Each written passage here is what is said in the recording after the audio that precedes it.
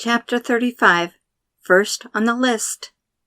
Kim and Jen were both active in the youth group at First Baptist Church, which included musicals.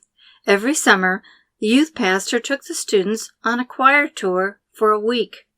They left on Saturday and returned the following weekend. With the girls gone, I decided to visit some model homes. Although we hadn't considered selling, we occasionally discussed buying a place with an office. If that should happen, we had to stay in the boundaries for Davis High School, as all our daughter's friends attended Davis. It was just a leisurely outing, a fun way to spend the afternoon.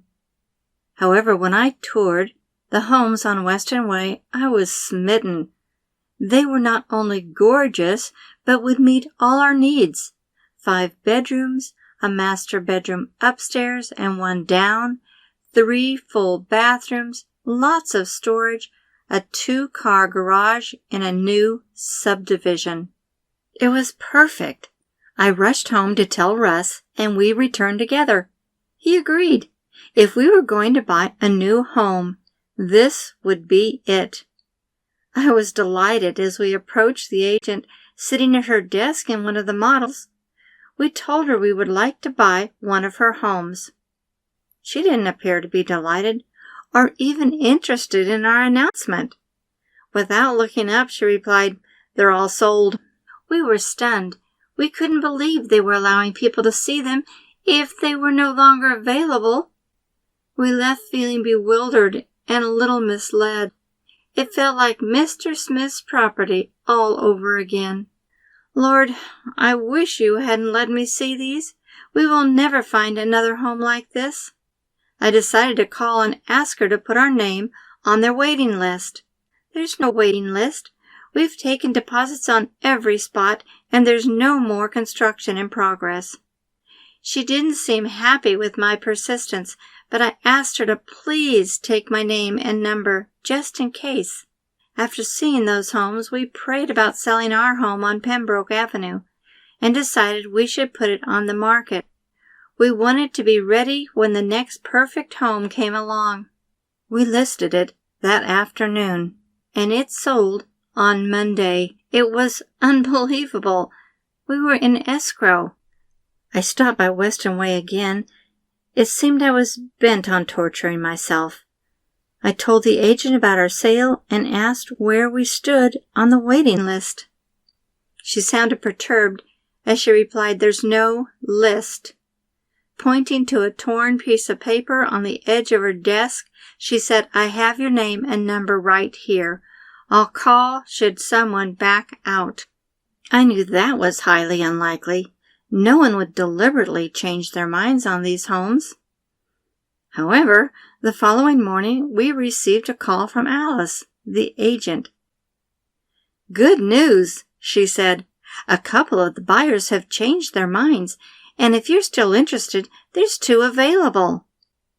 This was incredible. We were ecstatic. It seemed it was a God moment, and we praised His name. Then we wondered, why would anyone back out, let alone 2 people? Still, we hurried down to fill out the paperwork. As we read the local contact sheet for utilities and districts, it listed Modesto High School. I questioned this information and said it had to be a misprint. I had done my research, and it was definitely zoned for Davis High School. "It is what it is," she told us. She wasn't the least bit concerned. I was beside myself. Telling the girls they would have to change schools was not only a major upset, but also meant they would attend school in a rougher section of town. It was close to my folks' neighborhood, where drugs and gangs seemed more prevalent.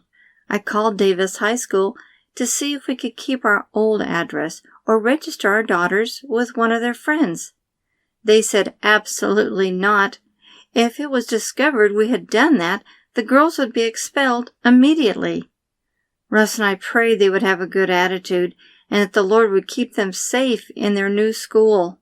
The week passed quickly. It was hard to believe how fast it had come together. I visited the model homes on Saturday, our home sold on Monday, and we bought Western Way on Wednesday. On Friday, we were visiting our soon-to-be new home. The man across the street came over to introduce himself. We were happy to meet our new neighbor, but he looked us up and down suspiciously. We couldn't imagine what we had done to deserve the skeptical look. It was as if we were being interrogated. He wanted to know how it happened that we were purchasing this home. We explained that the people who were buying it backed out. They didn't back out, he bristled. The developers called them on Tuesday and ended their contracts. Why would they do that? I asked. The look of suspicion came back as he said, some people were on a waiting list, and our new neighbors were kicked out. Russ objected. They can't do that. Not if there was a contract. The man backpedaled.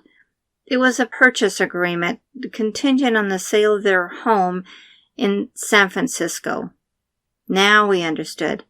The Bay Area housing market was slow. Apparently, the listing was still considered active. Russ and I glanced at each other. That's awful. He told us all the people in that corner of the subdivision bought their homes at the same time. They introduced themselves, took down phone numbers, and even took a group photo to commemorate the occasion. That was sad. Once he got the information off his chest, he warmed up and told us about the rest of the neighborhood. We told him how our girls were going to be upset about switching to Modesto High School from Davis. Oh no, he said. The schools swap boundaries every other year, and this year it will be Davis. I nearly staggered forward at the news. Russ and I couldn't believe our ears. We were so humbled at the thought of such a personal God who took care of everything. We gave him credit for the showing of these homes, then selling ours in record time and keeping the girls in their high school, all in less than 1 week. God is good. When the girls came home from the choir tour, we told them to start packing. We had sold our home and purchased another. For the next 3 years before leaving on tour, they would say, "Promise you won't sell and move away while we're gone." God continued to bless us as Kim fell for a young man she met at church named Kevin. We saw him for the first time as he drove up beside us in a Ford Galaxy 500, which had seen better days. With windows rolled down, he had hard rock music blaring from his radio. He appeared to ignore us as he looked straight ahead, but it seemed obvious he was trying to get Kim's attention. With starry eyes, she told us he was the one. When he came to our home for a church function, we were impressed. He was exceptionally smart, polite, and was able to talk to us as an adult. Previous boyfriends couldn't seem to carry on a normal conversation without stuttering. We liked Kevin immediately. It seemed my prayers that our daughters marry God-fearing men was being answered with Kevin. After a year of dating, Kevin asked for her hand in marriage. We couldn't have been more pleased. They set their wedding date for September, and Kim asked her sister, Jen, to be the maid of honor. There was a conflict with the date they chose. Jen was returning to New Tribes in August. New Tribes, the same school Russ and I met at, and where her aunts, Karen and Jeannie, attended. So Kim and Kevin changed the date to the only available Saturday that summer, June 25th. It took 6 months for me to make her wedding dress. Even so, I made the company trip the following year thanks to the men in my division. They gave me their sales credits to ensure Russ and I would be with them. Those trips were amazing. Federal Home Life sent their top salesmen and their spouses in first-rate style to places all over the globe: Hawaii, Asia, South America, Europe, Canada, Alaska, It was a bonus for working hard, a goal I had always met. I had never missed one since joining Federal Home Life. Still, making that trip wasn't enough to lift my spirits. I lost my initiative to work and had floundered for 5 years, ever since Stan passed away.